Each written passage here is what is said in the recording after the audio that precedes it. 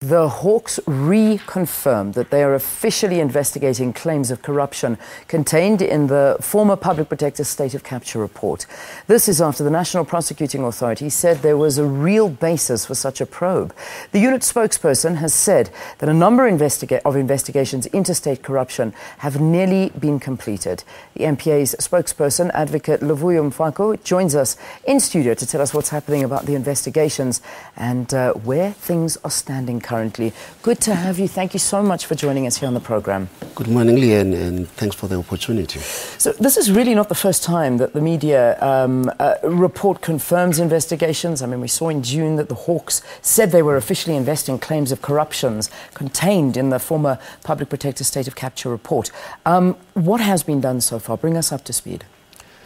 Leanne, we indicated earlier, the National Director, in fact, during a SCOPA meeting, that was in May, that after having received the Public Protector report in relation to the so-called state of capture, he constituted a team of prosecutors based at the SCCU to give assistance and guidance to the Hawks in terms of their investigation.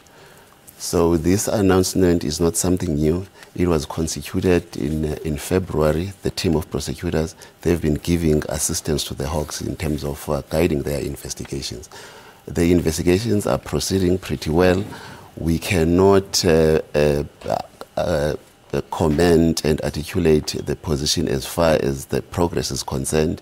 We do not want to be seen to be encroaching in the territory of the Hawks. Remember, we're operating in a very complicated space where we need to ensure that we maintain our institutional independence and they maintain theirs, whereas we're giving that kind of assistance. They have indicated that they are hard at work. That is why they are not here today. They have indicated that next week they will be in a position to take the nation into their confidence in terms of giving them the progress in respect of the investigation. So next week we can expect an update into the investigations? That was the undertaking that I have received from the spokesperson of the Hawks when the invitation was extended to both of us to come and account to the nation in respect of what the two institutions are doing in respect of these allegations. Let's talk about these investigations, because many would say, and understandably so, that this could have been done ages ago. I'm going to get into how far back it could have gone, but let's just go back almost a year ago when the former Deputy Finance Minister, SABC, came out and said, this is what's going on. He is a public official. He put the evidence on the table. He spoke out against state capture, and yet nothing was done at the time. Why? Why is it taking so long? I would not really talk on behalf of the investigators. Remember, as an institution, we only give prosecutorial guidance. The mandate to investigate crime falls squarely within the ambit of the police. I'm not sure when they started the investigation, but I know as a matter of fact, once the State of Capture report was released, the Public Protector, in line with the Public Protector Act, referred that report to the Hawks and the NPA. That is when the investigation in terms of all the issues relating to the state capture in earnest started.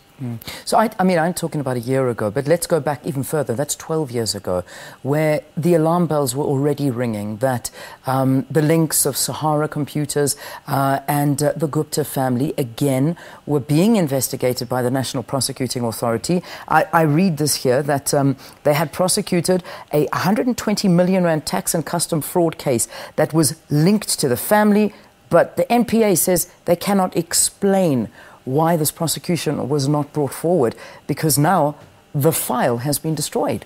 What happened then? We're talking 12 years ago that something could have been done. Well, Leanne, let's correct that position. The Director of Public Prosecutions in Johannesburg, after having received an inquiry from the media, he indicated that the prosecutor who handled the matter, the lead prosecutor, had since resigned. The one who was an assistant managed to through the registers, to establish that, in fact, the DSO declined to prosecute at that stage. Now, in order to articulate the reasons for the decision not to prosecute, he had to get the docket that the custodians of all docket is the police. Now that the docket is not destroyed, it is with the police. So this docket is still around? We have requested the police to furnish that docket so that we can actually go through it and establish the rationale behind the decision not to prosecute. The docket is not destroyed. We indicated as such to the journalist, but we were alarmed to see screaming headlines that the docket has been destroyed. How long will it take you to get this docket? I had conversations with the regional spokesperson for the DPP. They have already requisitioned the docket from the police. They're expecting to get the docket this week. They will be in a position, once that docket is received, to look at the docket, the report, the memo that was tabled to the superiors outlining the reasons not to prosecute is actually attached in that particular docket. Yeah. I mean, this investigation was completed, I think, in 2003 or 2005. Nothing was done. I mean, it's now mounted, and it's just gotten bigger and bigger, and the funds have gotten bigger and bigger, and this has gone out of control. Obviously, you're looking at the Gupta Leaks emails. Obviously, you're seeing as the NPA what's been going on, and these are being taken in as evidence, no doubt? It would be incorrect to say that nothing was done. It was investigated. It was presented to our prosecutors at the tax unit because it related to exchange control, contraventions and tax-related issues. They considered the docket. They declined to prosecute. Now, what we need the docket for is to establish the reasons for their decision not to prosecute, so that we can take the nation to our confidence and explain what were the reasons. Of course, the Hawks, they have said, in conjunction with the state of capture report, they are looking at everything that is related there to, even those the leaked emails. All right, so that is part of the investigation. That is part of their investigation. I mean, you know, you've got many people saying, and in fact, we had a guest yesterday from Corruption Watch who were talking about the fact that the evidence is there, everything is on the table, and yet nothing is being done. You disputing this? Something is being done. A lot of work is actually happening behind the scenes.